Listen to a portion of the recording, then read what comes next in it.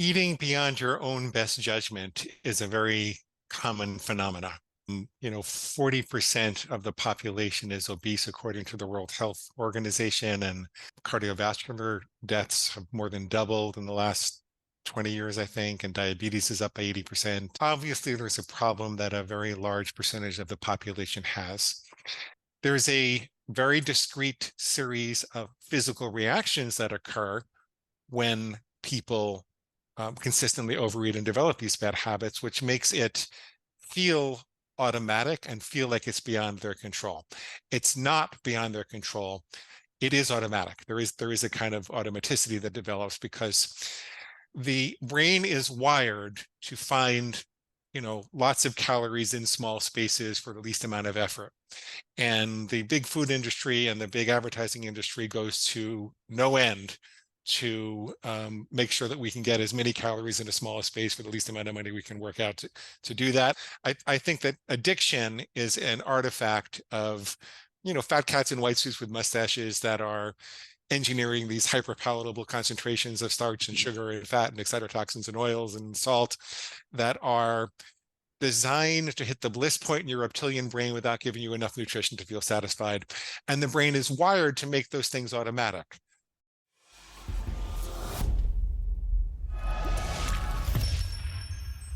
All right, welcome everybody. Today I have Dr. Glenn Livingston, a psychologist specializing in overcoming obesity, food obsession, and binging.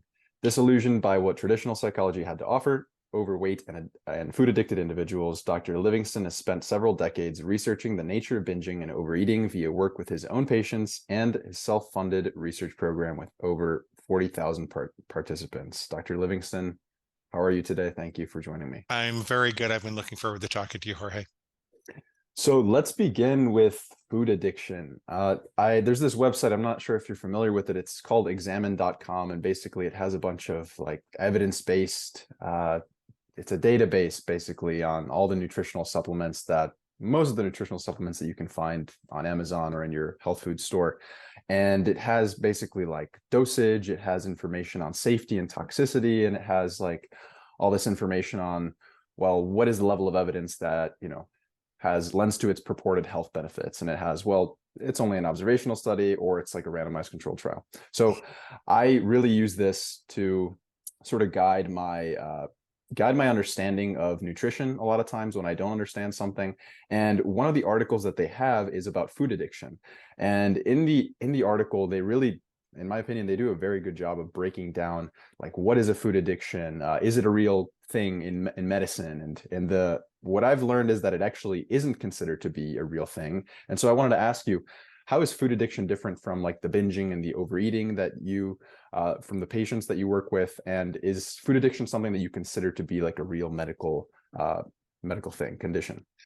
Well, first of all, eating beyond your own best judgment is a very common phenomenon.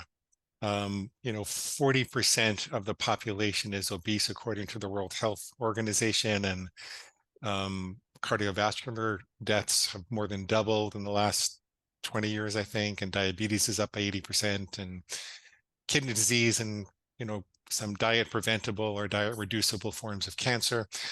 So obviously there's a problem that a very large percentage of the population has. And I actually wrote an article for Psychology Today saying there's this diagnostic clinical entity called binge eating, which, depending upon the study that you look at, 2 to 4% of the population will fit into.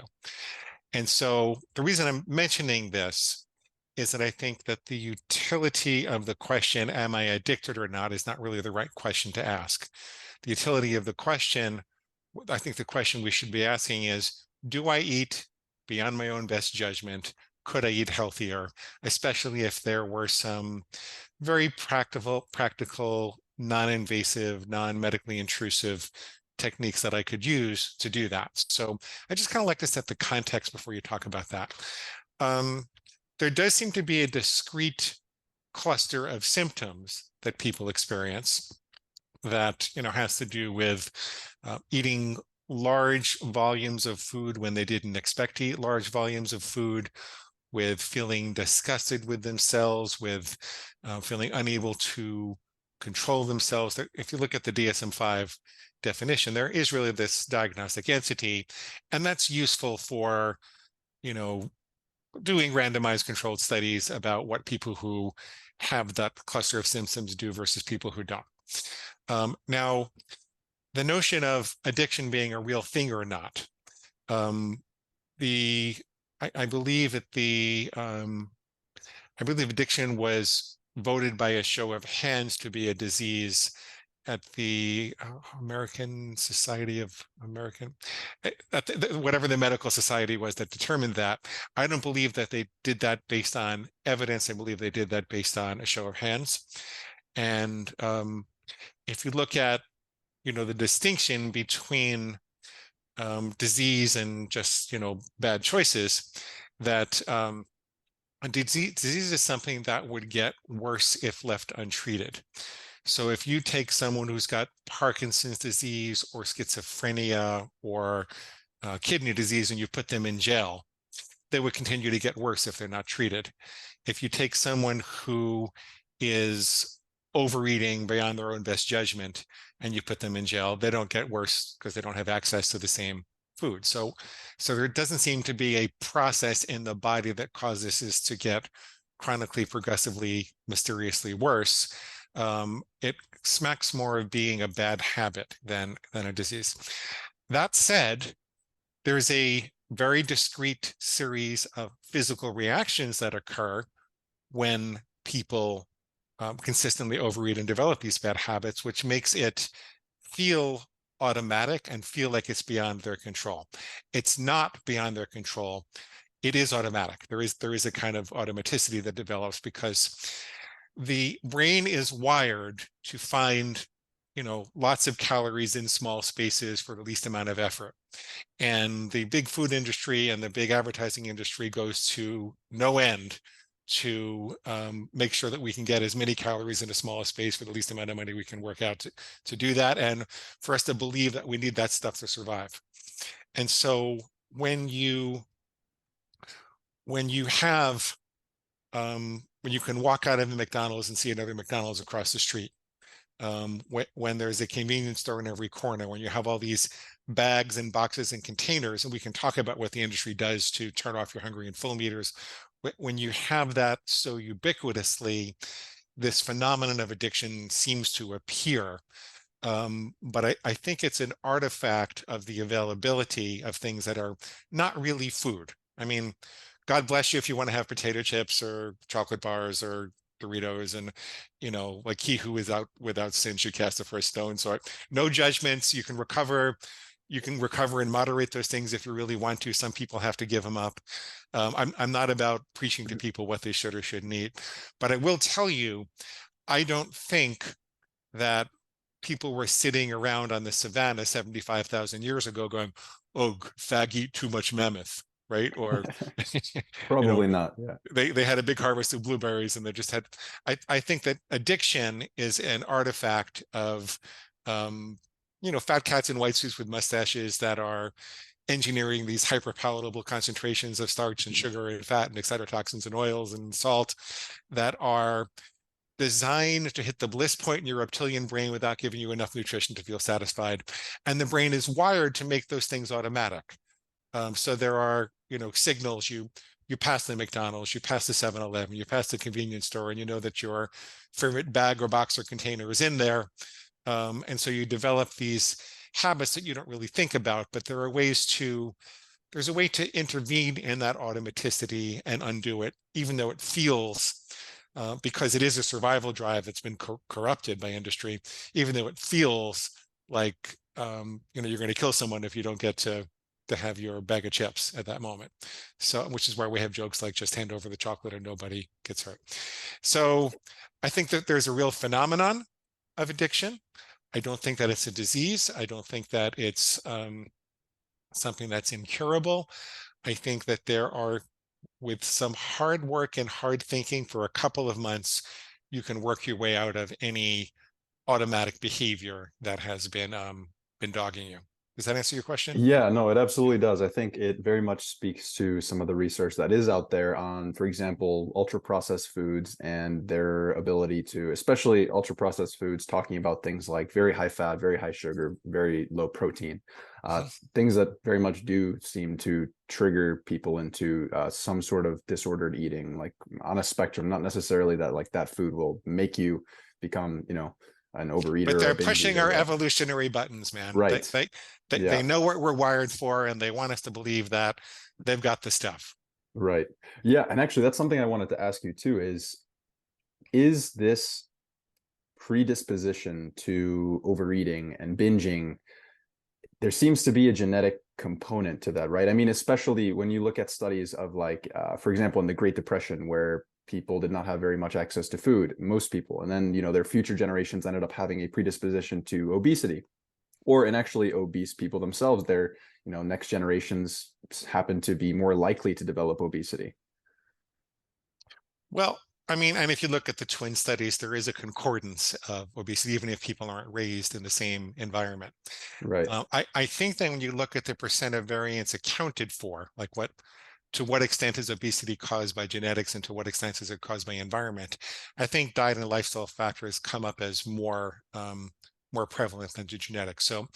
So I mean, my parents were fat, and I was fat, and I was more likely to become fat than my friend whose name also happened to be Glenn, who lived up the block, who could eat like you know giant bags of Doritos all day long and not get it out. So I was more likely to become fat. So I had a little bit of a bad hand, but that doesn't translate to being doomed. A lot of people think, well, my parents are fat, so I'm going to be fat. No, it's just you've got a higher mountain to climb.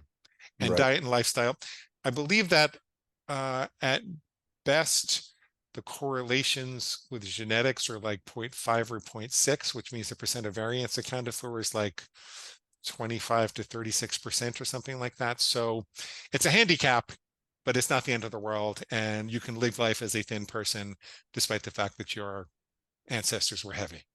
That's right. Right. That's right net out on that. Right. Yeah. And Yeah. no, I that totally makes sense. There's a lot you can do to sort of overcome your genetic predispositions. And also it's not necessarily that it's like genetics. You may look at a study and say, well, my parents were obese, so therefore, that's why I'm obese. Genetically, it may be that it's, what else runs in families? Habits, right? As one of Yeah. my previous guests put it as well. Which is why obese people tend to have obese pets. Mm, Mhm. Yeah, really? Yeah. go measure the weight of the cats and dogs in obese people's houses. They're going to be significantly higher than that in non-obese people's Huh. houses. I didn't know that. I mean, Yeah, no, it it's true. makes sense, but Yeah. um so okay, so is this sort of predisposition to um I guess the word wouldn't be addicted, but sort of addictive like behaviors towards foods, would that desire also predispose somebody to be addicted to, substances or other things in general, or is that like specific for food? People have different drugs of choice, and I do, but what they have in common is this rush of dopamine that seems to occur when you have the substance. And so I believe that, once um, if you find yourself addicted to food, you probably shouldn't experiment too much with drinking lots of alcohol or doing lots of drugs, because your brain is used to those floods of dopamine. And then there's a paucity of dopamine that results afterwards. There's a crash that results afterwards, and there's a pattern that people get into of trying to replenish that. Um, so you do see a lot of um, co-addictions. You do see a lot of people who have, I don't think there's any such thing necessarily as an addictive personality, but there are addictive patterns that Hmm. develop. And yeah, but for example, I was a big foodie. I mean, I was almost 300 pounds, and the doctors were yelling at me. It didn't matter, and they said I was going to die by the time I'm 35. Um, my triglycerides were over 1,000. All kinds of horrible stuff. Um, but I quit drugs and alcohol when I was 18, cold turkey. I just said, I don't like this stuff. I'm not going to do it, and I never looked back. I think I had one sip of champagne at my PhD graduation. Um, so, there's, I think that environment and opportunity influences um, the things you tend to overindulge in your life. And with the people you work with, do you call them patients or clients? I call them clients. Okay, I offer what I do is training and education and coaching, and I've got 10 coaches that work with me. Um, I do that because even though the techniques that we use, which are largely cognitive behavioral, are in accord with the evidence about what works for binge eating, it's I really see myself not as treating someone. It's not I'm not like, even though I am a doctor, I don't see myself as a doctor in that situation, because it's not like a treatment I'm performing on someone, like a gastric bypass or a medicine that I'm giving them. It's a it's a series of information and interventions that they can use on themselves that all hangs together really well. It can help them to um, overcome their overeating. So I call them clients, and they call me Glenn. got it. Okay, Yeah. so in your clients, what are the main risk factors that you see? Like, are there commonalities in, for example, like traumatic events that happened or like family situation, something like that? Well, a lot of women have been abused when they were younger, and most of my clients tend to gravitate towards me when they're a little bit older. It's funny. I thought when I wrote the book, because it was about me, and it's kind of an aggressive approach to overcoming overeating. We'll get into what it actually entails later on. I figured women were going to hate it, but it turns out 95% of my clients are women, and most of them are over 40. So, and a lot of them are like in their 60s and 70s. It's really funny. Um, Interesting. so yes, most people have some kind of trauma in their background, but um, what I would tell you about that is, first of all, it's not necessary to have trauma in your background, because the addictive patterns take over in and of themselves. It's just that sometimes trauma tends to be the thing that turns people to addiction to start with. Mhm. And secondly, if your house is burning down, you don't really want to be a detective. You want to be a fireman. You want to put out the fire first. So most people think that you have to overcome your emotional issues before you can stop overeating. What I focus on instead, it's more like building a really good fireplace around a well-contained fire in the living room. The fire can keep raging. As a matter of fact, it's an asset, not a liability. Think about a fire in a living room. In a well-contained fireplace, people gather around and they make memories and they hug and they cry and they laugh, and it's part of where life occurs. But as long as there are no holes in that fireplace, you're okay.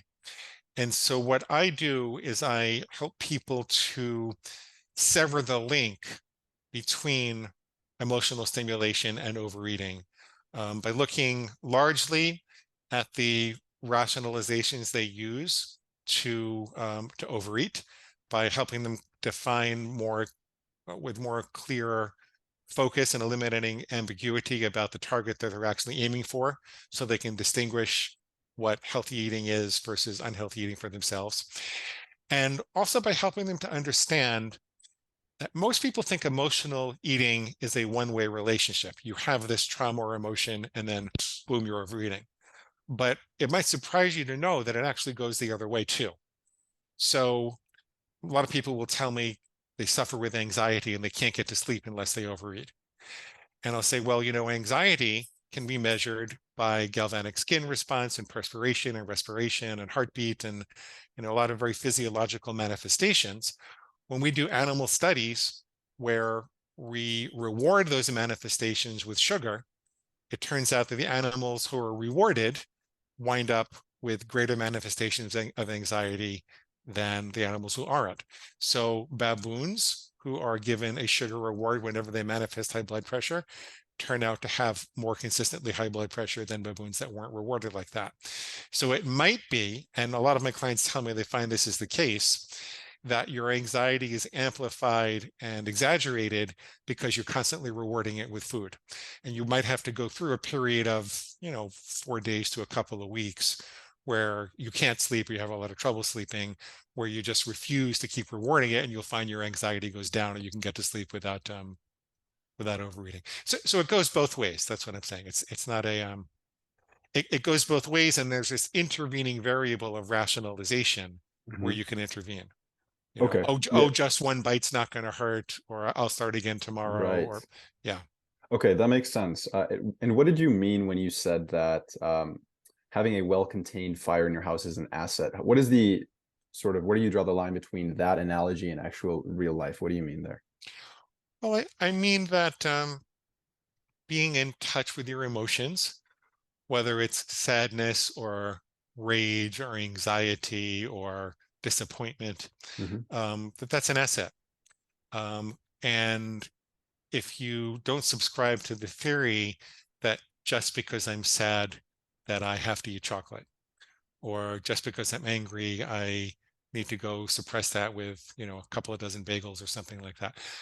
If you don't subscribe to that theory and you're able to sever the link, then it's just energy. It's just energy. It tells you it's information about what's happening in your environment. It's information about what's happened to you. It's like emotions are valuable. They're they're things that give us information and drive us to action. Um, and so we want to be able to have all of our feelings. It's part of what makes us human. This is sounding a lot like something like meditation may be helpful here, because the way I understand meditation is that, you're sitting down somewhere, your eyes are closed, and you're not trying to, I think a common misconception of meditation is that you're just trying to have a clear mind, have nothing on your mind. But from what I found in myself, what actually works is just allowing those thoughts and emotions to come up and just witnessing them and knowing that they're there, and then detaching myself from them. Is that the way that you think about it? And is that something that you bring up with your clients? Is that helpful? Mindfulness. Yeah. Mindfulness is a very helpful tool. It's not my expertise. It the result of what I do tends to be more mindfulness because it eliminates the chatter and the monkey mind. See, what I do is I help people come up with simple rules for themselves. So, for example, let's say that I have trouble with chocolate. And so I say, I'm never going to have trouble. I'm never going to have chocolate on a weekday again. I'll only ever have it on the weekend and no more than 2 ounces, right? Very, very clear rule. Once I know that, all of my chocolate decisions are made during the week. I don't have to be sitting at Starbucks on a Wednesday and listening to this voice in my head that says, you worked out hard enough and it'll be just as easy to start your silly diet tomorrow. Might as well have that chocolate bar at the counter at Starbucks, right? Right. I don't have to agonize about that or burn my mental glucose and wear down my willpower all day long by making food decisions like that around my difficult food areas. So, because my important food decisions have been made, then my mind is free to think about other things and be more present.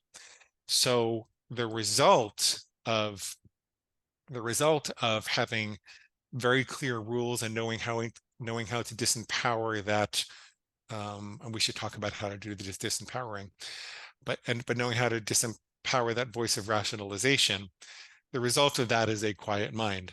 But that wasn't the original goal. The original goal was just to disempower the monkey mind, if you will.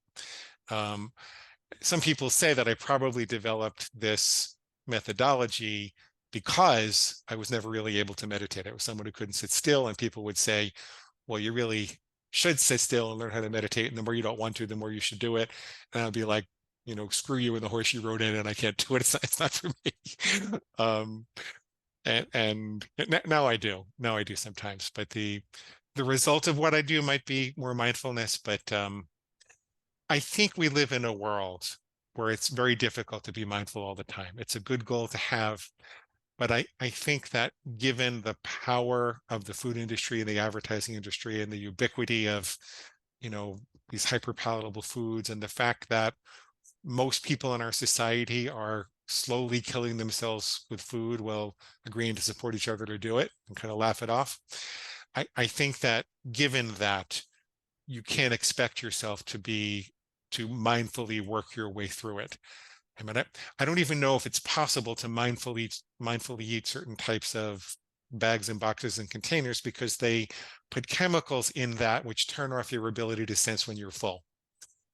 They manufacture the chips on a variety of assembly lines, so there's slight variations in flavor to hit the variety response in our evolutionary brain, because we learned that when we found variety in flavor, it probably represented a variety of micronutrients, a diversity of micronutrients, which was a survival advantage. And so, um, they're doing all these things to bypass our mindful brain, to activate the reptilian brain. And so I think that we need stronger, more forceful tools and very clear boundaries to make mindfulness possible in the first place. Yeah, that makes a lot of sense. I mean, especially with, the research I mentioned earlier, that yes, foods that are very ultra processed and hyper palatable are things that are very difficult to control your intake of. Mhm. Um, I was wondering, you in your book, you mentioned that, your inability to lose weight is a survival drive problem, which is basically what you just alluded to. And you have these sort of differences in brain regions and food behavior when you discuss like lower brain, like lizard brain, upper brain. Could you explain that a little bit further? Well, um, we probably evolved in environments where food was scarce for long periods of time, and then there was a harvest, right? Or a catch or a hunt. And so it would behoove us to get as much food as we possibly could when it was available. And so now that we have these concentrated forms of calories available for very little effort, that automatic reflex that says, oh my God, the harvest is here, oh my God, the catch is here, it takes over. Um, but these things are unnaturally concentrated and they don't really contain what we need. So that's what I mean by that. There there appears to be two separate systems in the brain.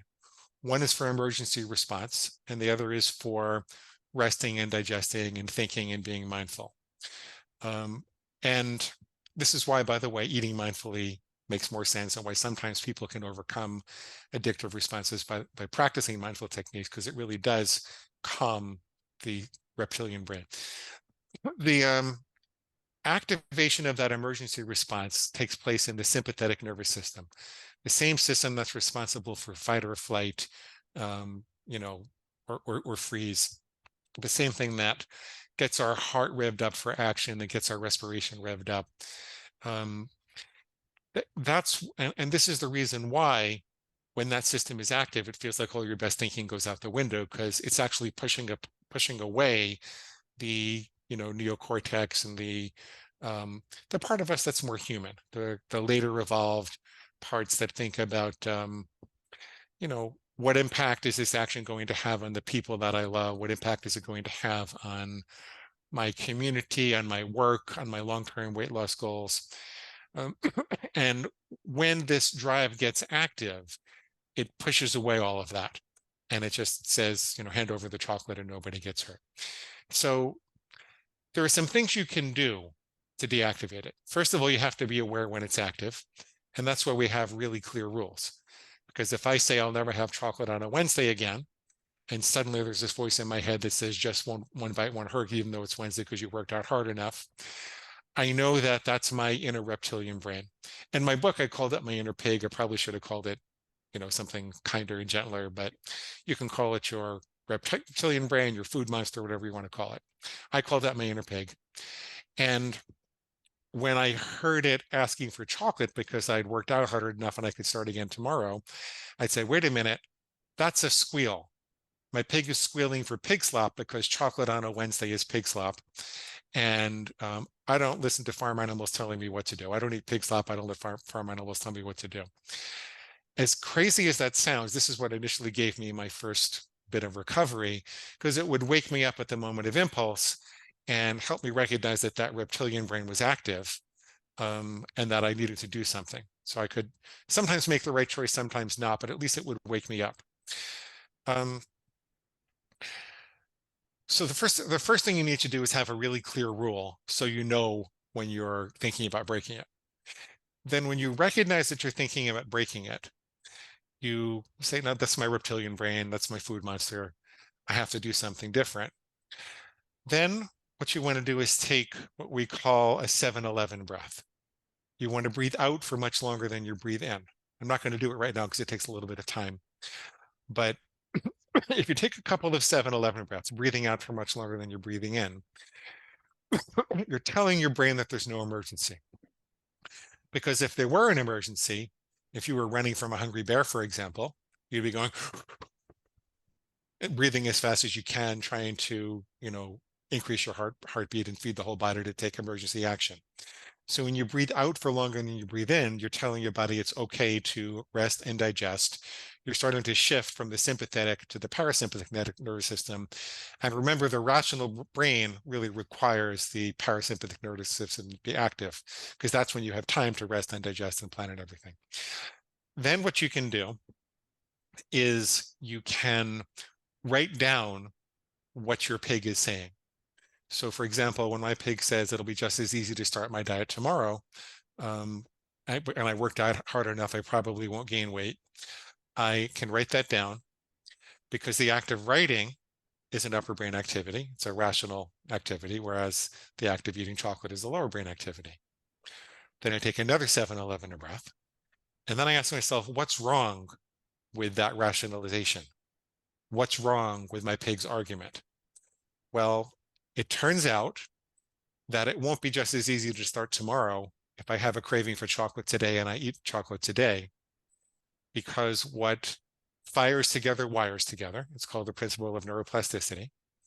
And that means that if I have a craving for chocolate today and I think, let's just start tomorrow, and I eat the chocolate, my craving will be stronger tomorrow, as will the thought, let's just start tomorrow.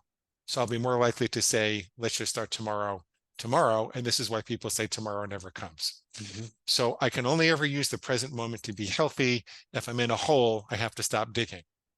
So that's what I would call a refutation for the irrational thought that was previously greasing that automatic chute. So you see what I'm doing? I'm inserting a space between stimulus and response. I'm intervening in the automaticity of the chocolate response. I'm then like pouring sand and glass over the grease chute that was there previously to rationalize the behavior, and I'm making it much more difficult for that automatic chain to fire. You can still make the wrong choice if you want to, because we have free will and there's no cure for that, but it makes it a lot harder. Then it's really a matter of asking yourself, well, what do I need? Sometimes your body needs nutrition. Sometimes you'll get these cravings because you're over restricting, or you forgot breakfast, or you didn't get enough leafy green vegetables that day, or sometimes it could be that you're overtired. Sometimes it's an emotional need, but what do you really need? So rather than just installing this Nazi food policeman in your head that says, you will not eat chocolate, you have to ask yourself, well, what do I have to feed myself instead? And for me, that combination over time, along with experimenting with different rules that nobody gave me but me, like I wasn't following any particular person's diet, these were my rules. For me, that was a miracle over time. Not immediately, but over like 6 months to a year, keeping a journal, disempowering the things the pig said, teaching myself to slow down. That's really what did it for me. And yeah, that's why I eventually wrote the book. Yeah, initially as I was reading the book and I read the part about, calling it your inner pig, that I thought that was kind of harsh. And I looked at some of the reviews on Amazon, and some of them are also like, this is too much for me. I can't handle this They sort of. they say thank you, Dr. Sensitivity. Right, right. Yeah. But then as I started to read a little bit more, I begin to get it a little bit. And I think it is really, I mean, correct me if I'm wrong, but the way I'm understanding it is the essence of mindfulness. It is, you are looking at that thought and you are separating yourself from it, and you're Yeah. calling it something, and then Yeah. you're writing it down and letting it go and choosing to stay present and do what you set out to do. That's very perceptive. That's a good way to look at it. And so I was wondering, why is it that this sort of approach with overeating is based in discipline and control rather than self-love, which is like a big theme of your book. Well, first of all, I think that it is loving to make constructive choices. When you love yourself, you develop more disciplines because discipline provides freedom in your life. It doesn't really constrain you, right? Like I'm a jazz pianist, and I can only improvise my soul because I know the chords and I know the structure of music. Um, every time I've added a discipline, my life has gotten better. So I think when people feel like they're able to control their impulses, like they're the master of their own fate, like they can eat well, like they can have the body that they want to, their self-esteem goes up and not down. And I very specifically define the pig as not really a part of you, but it's all the destructive thoughts that support destructive action. Um, so I think that it's a loving thing to do to separate from those thoughts so you can act in a more loving way. Um, the other thing you should know is that the part of the brain that responds to love is not the reptilian brain. The reptilian brain, which is responsible for addiction, looks at something in the environment and says, do I eat it? Do I mate with it? Or do I kill it? It's like a bad college drinking game, eat, mate, or kill. So this is the reptilian brain. It's the mammalian brain that sits on top of that that says, what impact does this have on my tribe? And then it's the neocortex that says, before you eat, mate, or kill that thing, what impact does this have on the kind of person I want to be, on my work, on my long-term goals, on my family? And so I tried to love myself then for 20, 30 years. I went to, all the best therapists. I come from a family of 17 psychotherapists. So that's all we ever talked about was, how do you love yourself more? Um, I went to Overeaters Anonymous. I took medication, and it all made me a more loving person, but it didn't really help me with the food. I get a little thinner and a lot fatter, a little thinner and a lot fatter. So I don't think we can love ourselves thin. I think this is more like it's more a game of ruthless domination. It's like being the alpha dog of your own mind. And when an alpha is challenged for leadership, it doesn't go, oh my goodness, someone needs a hug, right? It snarls and it growls and it says, get back in line or I'll kill you, right? And it's the classic dilemma of how do we manage our animal instincts, right?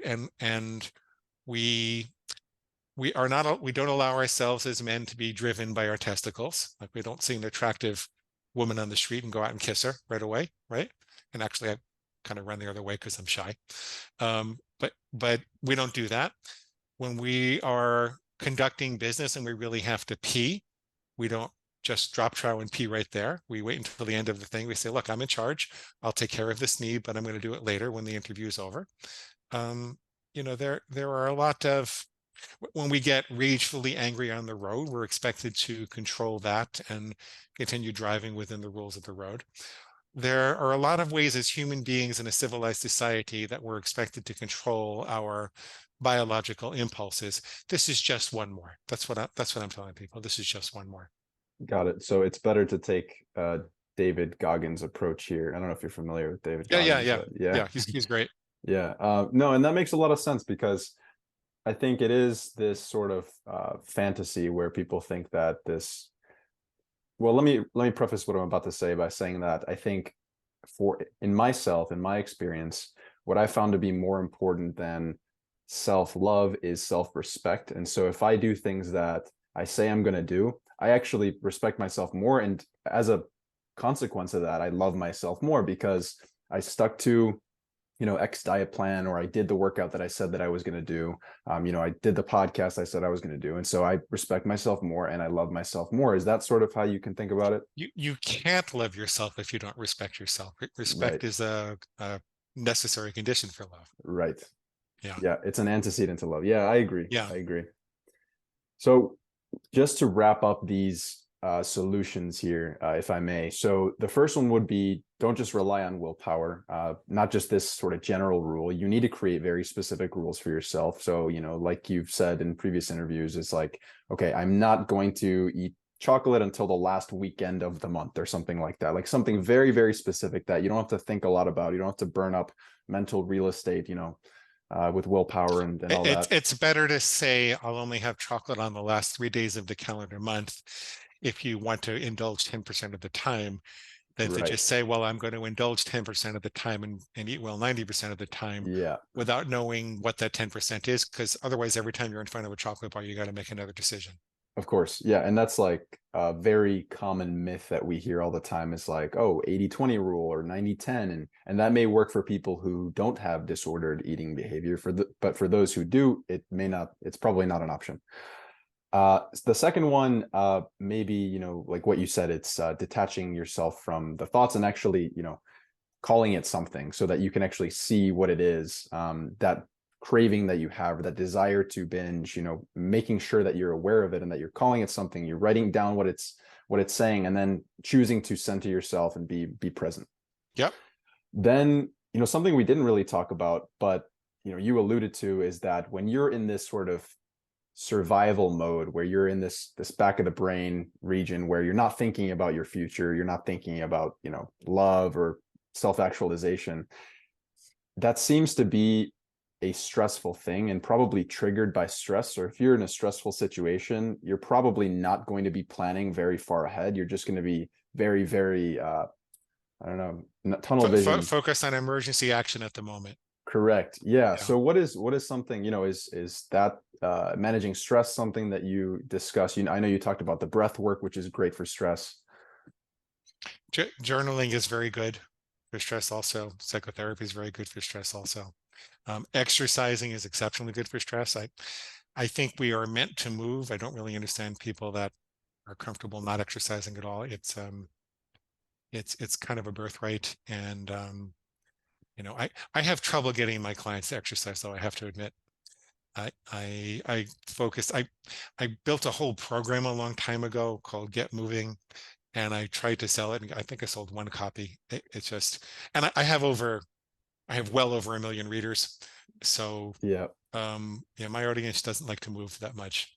That's what I like to do. Interesting. That's why I like to get on podcasts like yours, because I know your audience are movers and they'll get better results like that. But yeah. How do you get around that, like with your clients? Like, how do you, I don't know if the right word is motivate, but how do you get them to start moving more? I meet people where they are.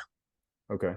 And so, a lot of my clients are 50 pounds, 100 pounds overweight, and Hmm. I'll start them with one simple rule that's focused mostly on the food. Might be I'll never eat after 8 o'clock again, or I won't go back for seconds, or I will always put my fork down between bites. Something Hmm. really simple that they can and will do. And I show them that they have power by starting with one simple rule and not setting the bar too high. And then slowly but surely, we add a couple of more disciplines and they start to get better. And we get a 90% reduction in binge eating the first month, by the way, where we've got extraordinary results. That's documented.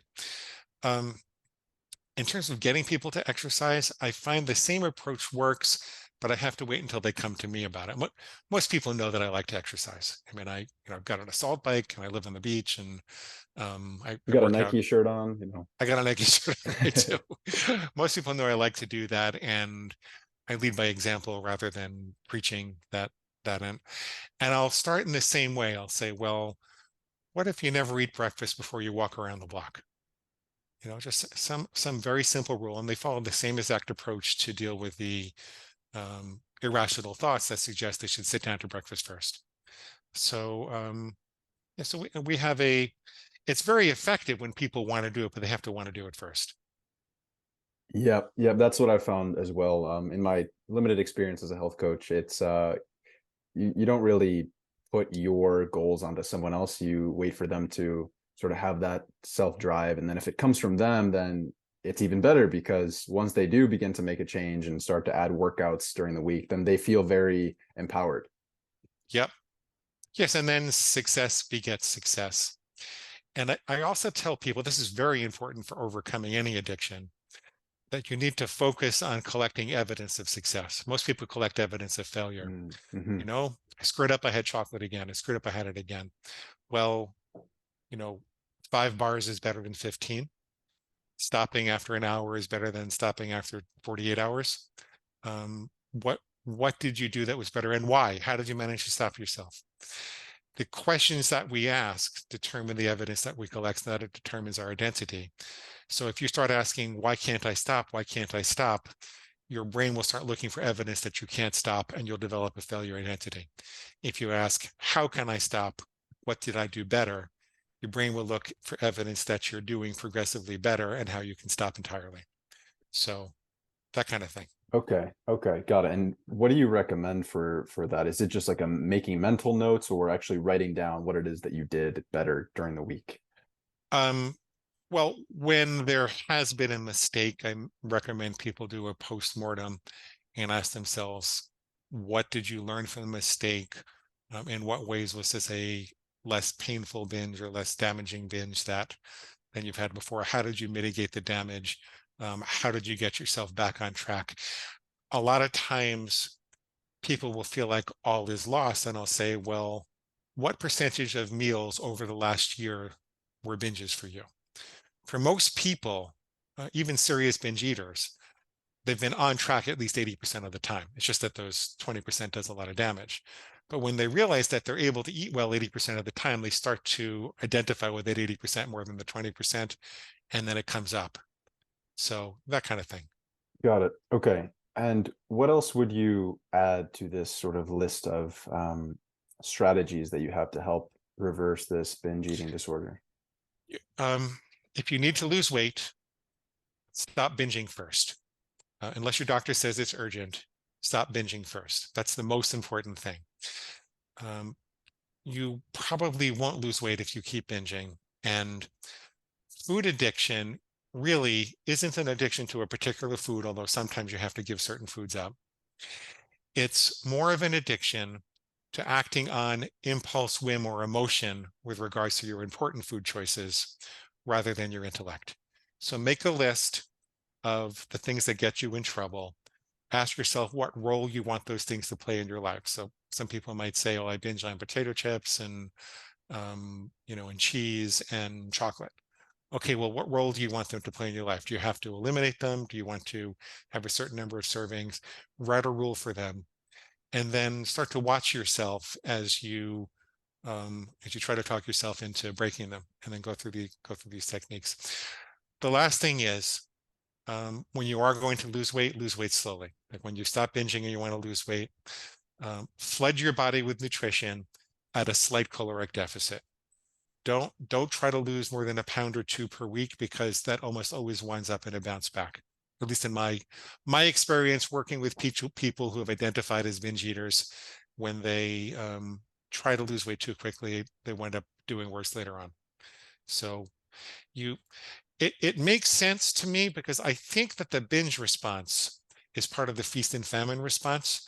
I think that it goes back to, having evolved in a situation where food was largely unavailable and then suddenly it was.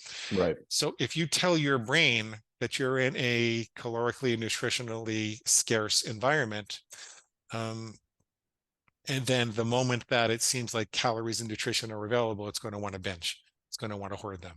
So you can beat that down by never going into the feast and famine cycle and just flooding your body with nutrition day in and day out. Right, of course. And that's the main thing that I talk with my clients about, as well as like you also, in addition to all of the negative things you just discussed, it's also if you lose weight so quickly, like 5, 10 pounds a week or something crazy like that, it's your body's going to adapt to that very low level of calories. And all Mhm. of a sudden, you're just not going to be able to lose the weight unless you go down to like dangerously low amount of calories, because your thyroid output's going to be down, your basal metabolic rate is going to go down. You're not going to be burning as many calories at rest anymore. So going slowly will help to ensure that you're not, reaching that point. I read this study once, I think it was from 1986, where they took a group of rats and they put them on a caloric deficit. Let's just say it was sufficient to get them to lose 100 grams of body weight fairly quickly. Mhm. Then they fed them a surplus that helped them to gain it back pretty quickly too. Then they repeated it, and they found that it took the rats twice as long on the same calories to lose the weight. So what happened? And half as long to gain it back. So I might be exaggerating the numbers a little bit, but the Hmm. directions are very true, just for Hmm. illustration. Yep. What happened was they taught their bodies to hold on to weight. Their bodies said, okay, we're going to go through these really severe fasts, so we have to hold on to weight when it's possible. So Yep. I think that it really does reduce your metabolism. Yep. Yep.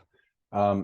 In terms of, we talked about this before the interview, but the way that I understood what you were telling me is that there's a very, very clear difference, and a lot of people don't talk about this, between going on a diet and actually changing your eating patterns and your behaviors for the long term. Could you, briefly touch on this distinction? So when you make a rule, like I eventually evolved to never have chocolate again, and I had that as a rule for a while. Hmm. Eventually, I didn't eat it as a rule. I just became someone who didn't eat chocolate, right? It became part of my character, and the character just trumps willpower. So it wasn't like I had to white knuckle it and say, "Oh my God, I can't have chocolate." I said, "I've just become a person who doesn't eat chocolate." Um, when you go on a diet, you're anticipating not being on a diet. When you go on a diet, you say, well, I'm going to make intellectual decisions about what goes in my mouth. But then there'll come a time when I don't have to be on a diet and I can just let all hell break loose, right? I don't have to make intellectual decisions anymore. When you instead work on building character through discipline and rules to manage your eating, you recognize that when you get to goal weight, you will continue to use discipline and rules to maintain your goal weight. It's just that the rules are going to change. So you've really shifted your eating, at least around the troubled areas, from emotions and whims and impulses to your intellect. And that's the key difference. That's the Got key it. difference. Yeah. Perfect. All Yeah. right. Well, I don't want to keep you any longer. I know you have a meeting after this. Where can people find out more about you and your work? I'd like to give you a free copy of the book at neverbingeagain.com. Click on the big red button and it'll be clear from there. When you do that, you will, that's in Kindle, Nook, or PDF format. The other formats are paid. When you do that, when you sign up for the reader bonus list, you will also get a set of food plan starter templates. So the program is diet agnostic. Some people use it for keto, other people use it for whole foods plant-based systems, point counters, calorie counters, it doesn't matter. We created a set of sample rules. We say samples and starter templates because you're responsible for adjusting them to your own benefit. And I know that this sounds really weird and harsh in theory. And you must be saying, why does Jorge have a psychologist on with a pig inside of him? It's kind of weird. Um, but it's not really harsh. It's actually a very kind-hearted and loving thing to do.